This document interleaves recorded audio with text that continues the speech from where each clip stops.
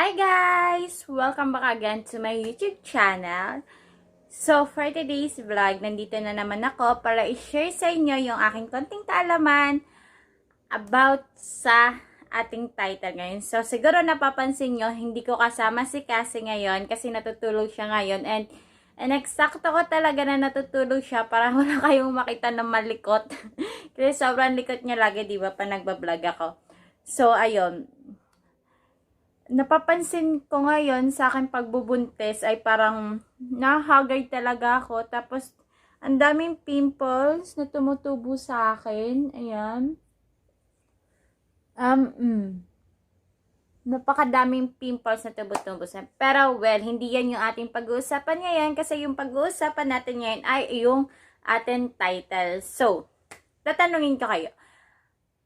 Kayo ba, naranasan nyo ba na may lumalabas sa inyong puwerta o sa inyong charbanes na mabaho? Kasi ako guys, naranasan ko to since sa first baby ko kay Cassie at ngayong second ko na pagbubuntis ay nararanasan ko to.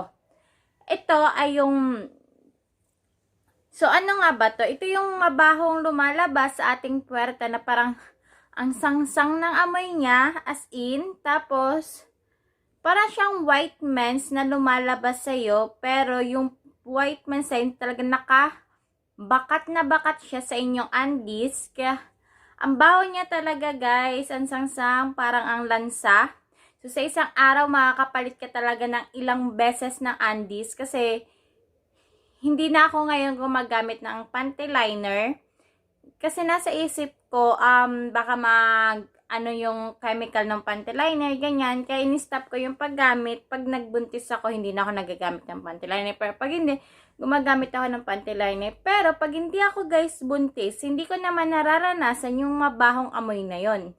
Pero pag every time na buntis ako, kasi pag 2 beses na ako nagbuntis, nararanasan ko yung amoy na yon.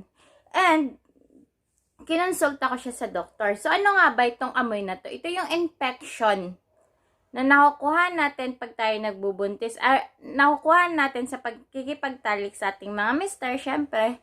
Tapos, lumalabas siya pag tayo na ay nagbubuntis. Pero, huwag kayong mag-alala guys, kasi meron tayong solusyon dyan.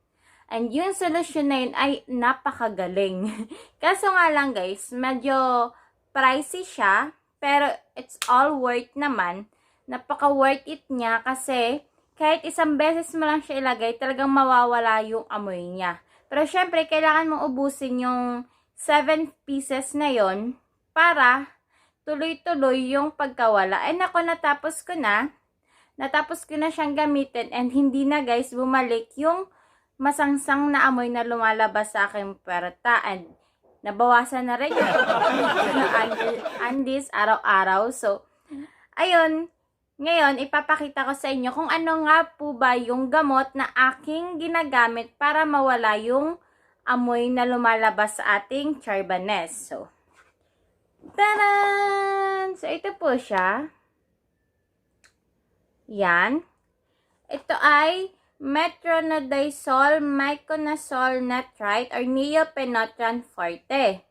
Ito po ay antibiotic, antipungal kasi kailangan nating gamutin yung infection sa pamamagitan ng antibiotic. Kasi daw po, pag hindi daw natin to nagamot or hindi daw natin to naagapan, ay pwedeng maapektuhan yung ating mga baby sa loob ng tiyan natin. And pwede tayong manganak nang wala pa sa buwan. Wala pa sa 9 months, pwede tayong manganak nang maaga. So, ito po ay ang vaginal suppositories.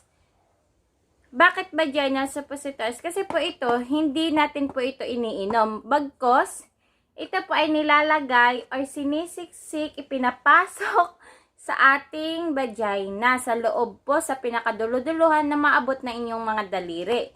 Kasi kung sa bungad nyo lang siya ilalagay, pag umihi kayo, mahulog siya. Kaya kailangan natin isiksik hanggang sa pinakadulo, sa maabot ng inyong daliri para hindi siya malaglag and matunaw siya ng maayos sa ating vagina. So, ang naman po nito ay Ganito. Nagtira talaga ako ng isa para ipakita sa inyo. Ganito po yung itsura ng laman niya. Ganito. Iyan, pag ganito na yung pag ganito yung shape niya, tapos ang kulay niya na nasa loob ay puti, white. Tapos itong isang buo na to, ito yung ilalagay nyo sa loob ng inyong puwerta. So, paano siya buksan? Dito, ito, meron yan dito nakabukas, tapos hilahin nyo lang siya pag ganon, mabubuksan nyo na po siya. And yung laman niya na puti, yun yung ipapasok nyo sa inyong puwerta. Kailan po ba to pwedeng gamitin or paano ba to ginagamit? Paano ba ito i-apply?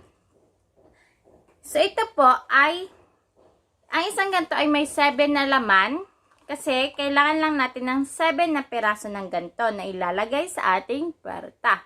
Pero, ito po ay hindi araw-araw ginagamit. Bagkus, every other day para matunaw po mismo sa loob ng ating vagina at pag maglalagay kayo ng panibagong antibiotic yung mailalagay natin sa ating charbana, sa ating puwerta. So, ito po ay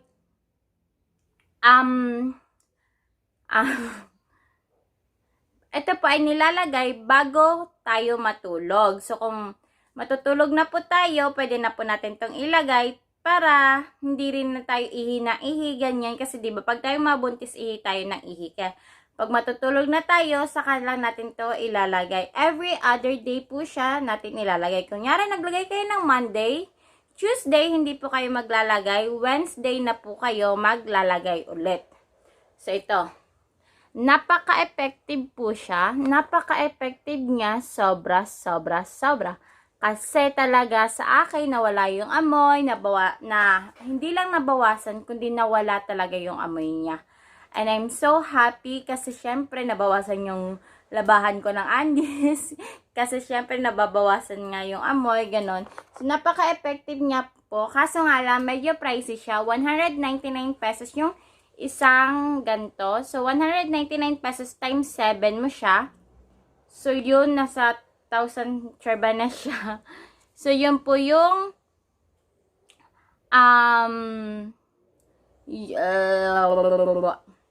so, yun po yung presyo nito. 199 pesos ang isa. Kanyan, medyo pricey, pero napaka worth it po niya. And meron din naman po siyang, pero di ko lang sure guys, kung pwede siyang bilhin ng walang reseta. Kasi ako, meron akong reseta nung nagbili ako nito. So, yun. So, ayun guys. Sana. So, ayun guys. Thank you for watching. Sana meron kayo natutunan about dito. Yan.